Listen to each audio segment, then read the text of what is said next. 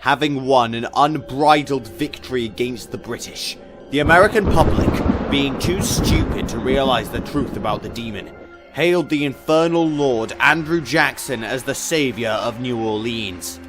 Many even wanted him to run for president, but Jackson bided his time, knowing that his strength was not yet enough to overcome the enlightened political establishment that he so hated. After all, the Founding Fathers had specifically designed the government to prevent would-be tyrants such as himself from gaining power, so Jackson stayed in the army. But with no war, there was no man-flesh to eat, and without a new source of energy to fuel his rituals, his planned takeover of the United States was unfeasible.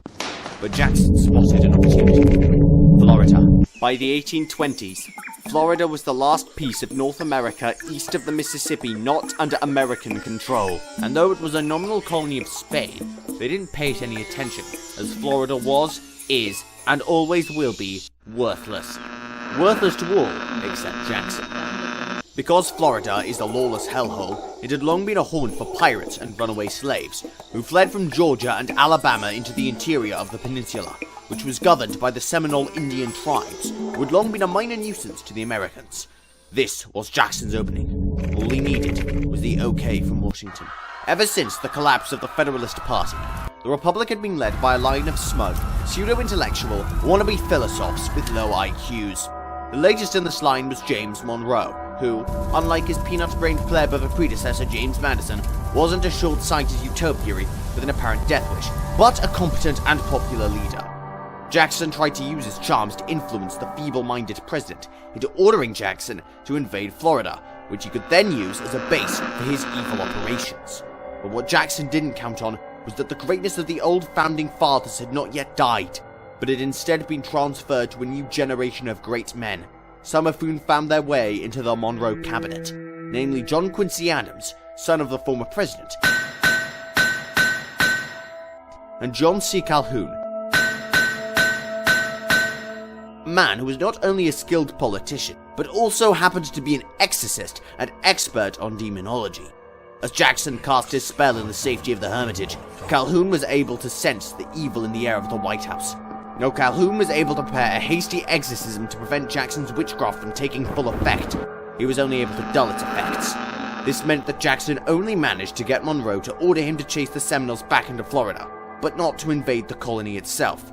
When he heard of this defeat, Jackson exploded in rage, but he was growing weak. He needed blood, or his power would begin to slip. A desperate Jackson gambled, marshaled his forces, and invaded the colony. Mr. President, Jackson has just invaded Florida, against your orders. Interesting. This is treason, Mr. President! He must be arrested or there will be a diplomatic incident! I don't understand what the problem is. That man is not to be trusted, sir. He isn't human. He commands the forces of chaos itself. Against us? Don't you understand? Jackson is to be feared. If we let him gain strength like this, he'll soon have the power to destroy us. We must act now, sir. Tell you what. Why don't we ask Spain to give us Florida, and we'll give Jackson the military governorship. Say what now?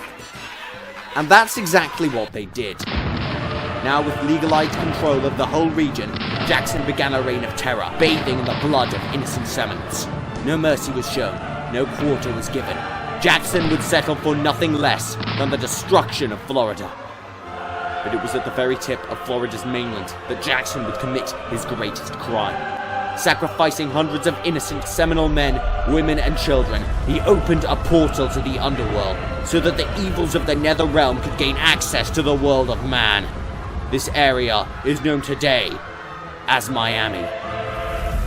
For this, as well as his other acts of inhuman cruelty, Jackson would become known as the Indian Slayer. With the end of James Monroe's presidency, which had, apart from Florida, been one of unparalleled peace, prosperity, and wealth, a new chapter in American politics began. With the generation of the old founders almost totally dead, a new cast of characters, those who had been born and raised in the United States, could take to the stage and take full advantage of this new age. Unfortunately, this meant that the requirement of wealth to vote, which had been in place since colonial times, had been lowered, meaning that the god-forsaken rabble now had a voice in politics. This was the perfect opportunity for Jackson, whom many a small-brained plebeian saw as one of their own, as they were not able to see Jackson's true nature. Jackson, possessing the legions of hell and control over the lordless lands of Florida, began to plot his takeover of the country. In 1822, he ran for president, knowing that victory would open the paths to a world conquest. But Jackson's opponents were many.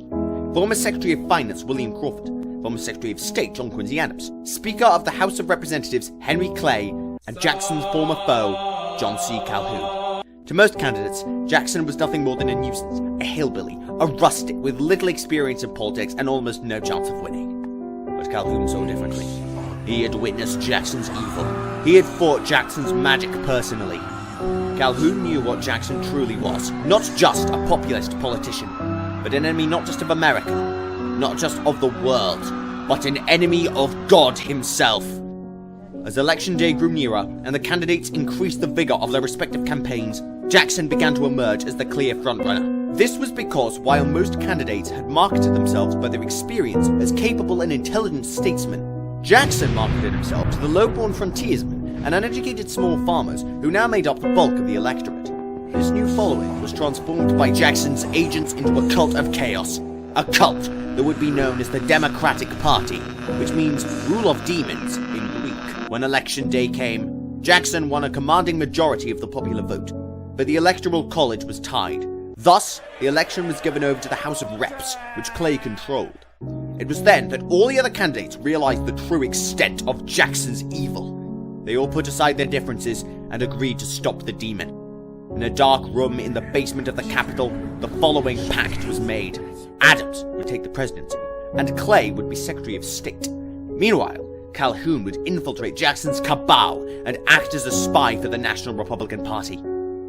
The signatories bound in blood and oath that more than anything else, Jackson must be stopped. When Jackson heard of his defeat, he was furious and immediately began to campaign for the next election. His legions were unmatched, and not even the power of Clay, the great compromiser, a statesman of unparalleled charisma and political savviness, or Adams, a man with an IQ so high that it would make Stephen Hawking look like a retard in comparison, could stop him. This meant that they needed a change in strategy, because Jackson couldn't be easily defeated, so Adams and Clay thought they would have to find a way to make him less powerful. They thought that killing Jackson's wife would distract him and take away some of his power. So one night, Clay snuck into the Hermitage estate and staked Rachel Jackson in the heart while she slept. Her evil and demonic half was banished from this mortal realm, and her other half was left at peace, finally freed from the evil and sin that had chained her. Unfortunately, the plan backfired, and Jackson, fueled by his grief and rage, got even more powerful, winning the election in a landslide. The gates were now opened, and Jackson had access to the executive branch of government. The entire country now lay at the mercy of a devil. After his inauguration, thousands of Democratic cultists swarmed the White House. There they opened portals, and through their magic weakened the veil between this world and the forces that would destroy it. Through these portals, eldritch horrors began to leak into our world, and all those who found themselves in the employ of the White House were now at the mercy of chaos itself. Nothing could stop him now.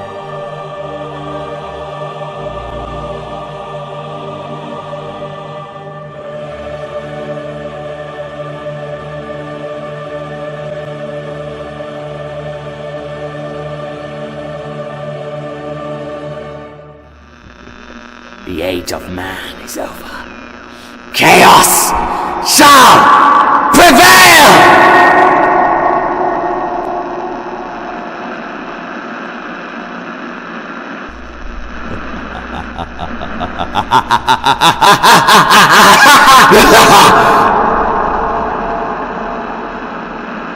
Can't hear me. Nope.